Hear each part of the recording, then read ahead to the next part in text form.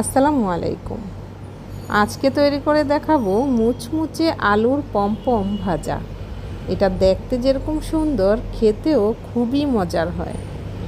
Recipe ভালো লাগলে চ্যানেলটিকে সাবস্ক্রাইব করে রাখার অনুরোধ রইল। চলুন দেখে আসি। এখানে আমি কয়েকটি আলু একই সাইজের নিয়েছি, তারপর ছিলে ধুয়ে নিয়েছি।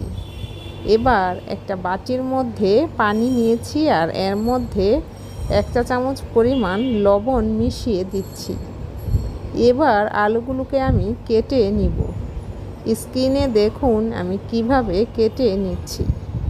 তো দেখতে যেমন পমপমের মতো লাগে ওই রকম ডিজাইন করে কেটে নিচ্ছি। তো দেখুন আমি এক পাশ কাটা হয়ে গেলে আমি অন্য পাশেও কেটে নিচ্ছি। তো এইভাবে আমি সবগুলো আলু কেটে নিব।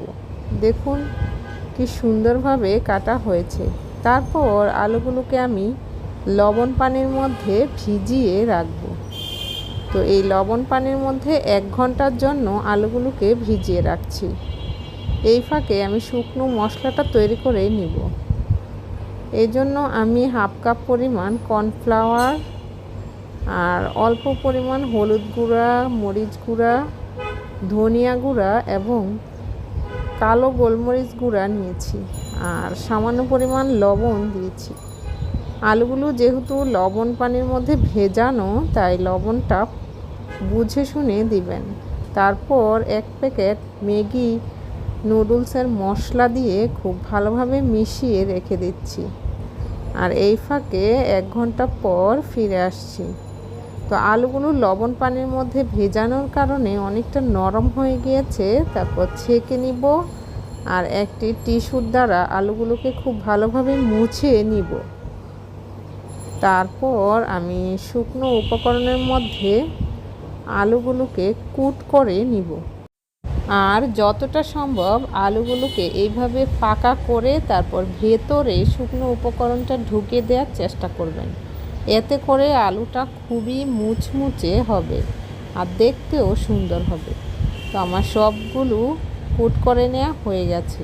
চলে যাচ্ছি চুলায় একটা প্যানের মধ্যে পর্যাপ্ত তেল নিতে হবে। তেলটা যখন গরম হবে তারপর এক এক করে আমি আলুগুলোকে দিয়ে দিব। আর চুলার আঁচটা মিডিয়ামে রেখে গোল্ডেন ব্রাউন করে ভেজে নিব। তো এক পাশ যখন হয়ে যাবে তখন উল্টে দিতে হবে। তারপর আলুগুলোকে গোল্ডেন ব্রাউন করে ভেজে নিয়েছি। তো দেখুন আমার আলুর পমপমগুলো ভাজা হয়ে গেছে। এবার সস দিয়ে আমি পরিবেশন করছি। এটা খেতে কতটা মজার আর মুচমুচে হয়েছে, শব্দটা শুনেই বুঝতে পারছেন যে কতটা মুচমুচে হয়েছে। এই রেসিপিটা বাসায় অবশ্যই ট্রাই করে দেখবেন। বাচ্চা এবং বড় সবাই কিন্তু খুবই পছন্দ করবে। রেসিপিটি ভালো লেগে থাকলে চ্যানেলটিকে সাবস্ক্রাইব করে ভিডিওতে একটি লাইক দিয়ে রাখার জন্য অনুরোধ রইল।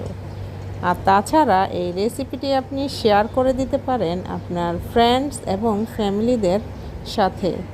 রেসিপি কেমন লাগলো সেটা কমেন্ট বক্সে জানিয়ে দিতে পারেন। দেখা হবে নেক্সট রেসিপিতে। আল্লাহ হাফেজ।